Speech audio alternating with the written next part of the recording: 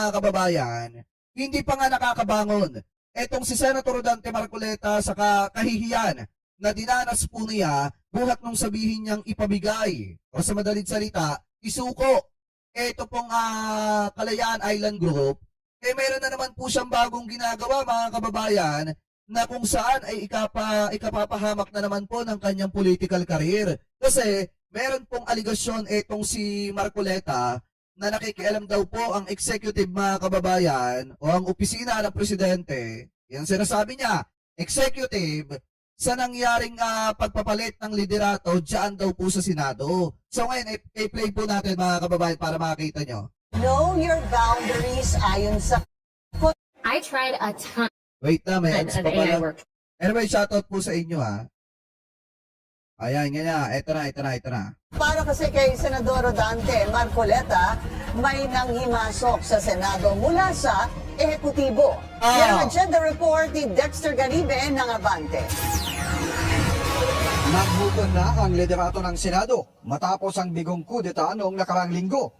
Pero sa minorya, may binunyag si Senador Dante Marcoleta.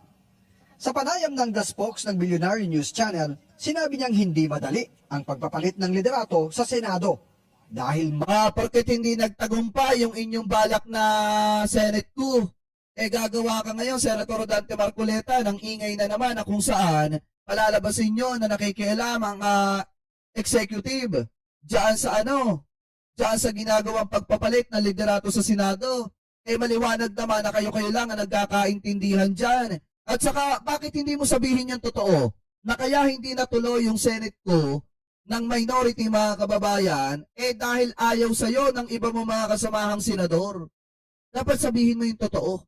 Kasi di ba lumabas mga kababayan sa balita na kaya hindi sumang-ayon o kaya nagbitaw ng pagsuporta kay Loren Legarda yung iba mga senador kasi nga ipipilit nila na ipalit sa Senate Law Ribbon Committee etong si Marcoleta. Ang problema, ayaw kay Marcoleta ng iba niya mga kasamahang senador. may ibang nakikialam.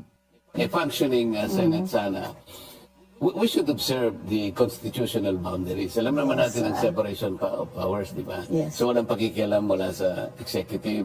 Hindi niya pakikialaman yung dynamics dito. Correct. Pero sa nakita ko, may nakikialam. So yun ang gusto ko sabihin sa inyo. Okay. So hindi talaga purong-purong democratic yung pagkakakuha, alimbawa ng yung majority or whatever. Hindi man niya Hindi mo lang masabi Marcoleta na ang totoo talagang nangyari dyan, ayaw sa'yo na mga kasamahan mong senador. Diba? May 5 senador na umayaw ng pagsuporta Loren Legarda allegedly dahil nga ipinipilit ng minority na ilagay ka ulit bilang chairman ng Senate Law Ribbon Committee. Kaso ang problema mga kababayan, ayaw sa kanya na mga kasamahan niyang senador. Kasi nga, kung si Marcoleta mapapaupo ulit bilang chairman ng Blue Ribbon Committee, ano ba gagawin yan? Ipagtatanggol ang mga diskaya mga kababayan at palalabasin na naman itong si Gutesa na hindi na alam kung nasa saan. pinangalanan kung sino, pero naging maugong sa Senado noong nakarang linggo na isang opisyal umano mula sa Malacanang ang tumawag daw sa isang senador para iatras ang suporta sa kudeta. Wala naman sa plenaryo si Senador Mark Villar dahil nasa kanyang tanggapan lang umano at hindi dumalo sa sesyon.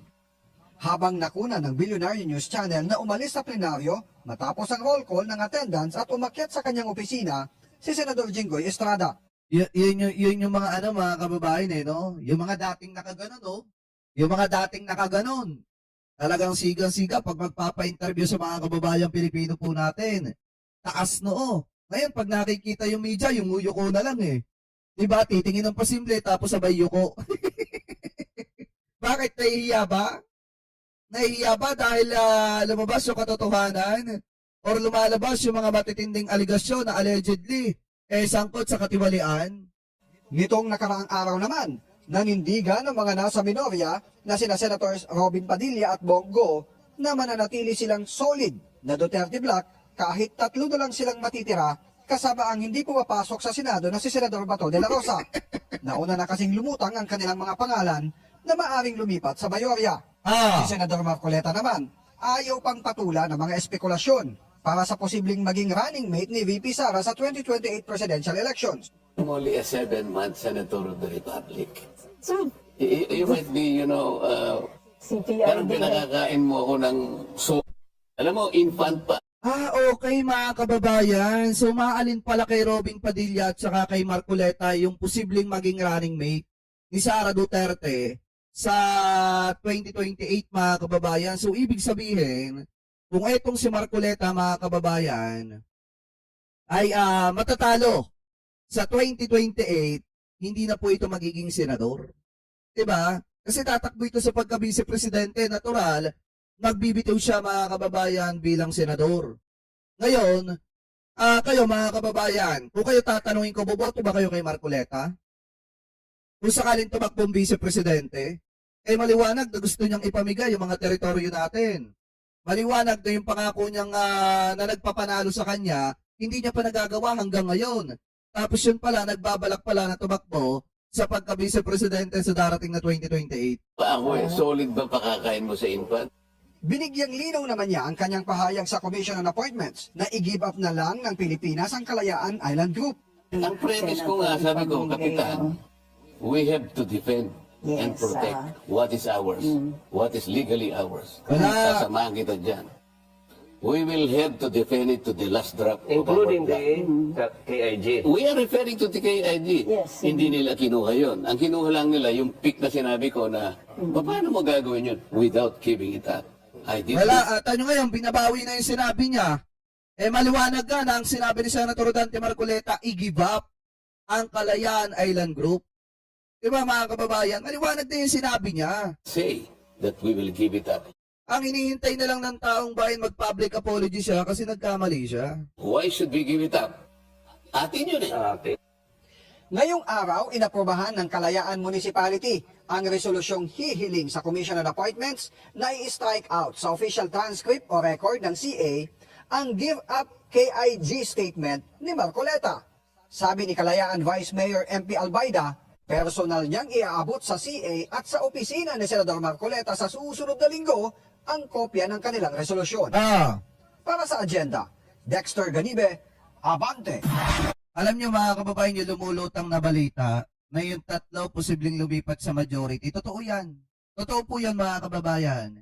Si Bongo, si Robin Padilla, at itong si Amy Marcos o kaya si Bato de la Rosa. Yan yung mga posibleng lumipat po talaga sa majority. Kaso ang problema mga kababayan, naalanta na nung lumabas nga yung balita na nagbabalak sila na umalis sa minority mga kababayan at lumipat sa majority. Ngayon naman mga kababayan sa usapin ng balak ni Marcoleta na pagtakbo sa pagka-vice presidente, nasa sa inyo na lamang po yan kung iboboto nyo, kung susuportahan nyo. Pero para sa akin, much better na bumoto ng dilaw. Kung walang pambato ang gobyerno, much better na bumoto ng dilaw o pinklawan na at least alam ninyo na didepensahan yung mga teritoryo natin kaysa bumoto ng pro-China. Mga kababayan na isusubo sa China yung mga teritoryo po natin. Ano po kasi mga kababayan, sa totoo lang, pag naging presidente si Sara, walang future ang Pilipinas. Yan yung katotohanan dyan. Pag naging presidente si Sara, walang future ang Pilipinas, magbubuwis na naman ang maraming buhay ang mga kababayang Pilipino po natin. Para sa wala. Ano po, para sa isang malaking political circus mga kababayan na gagawin nila para pabanguhin ang pangalan ulit ng mga Duterte. Diba habang pinoprotektahan yung mga kaalyado nila na sangkot sa iba't ibang klase ng katiwalian. Kaya nga, para sa akin mga kababayan, much better na bumoto na lang ng ibang kandidato kaysa bumoto ng isang Duterte or di kaya naman ng mga kaalyado nila na pro-China.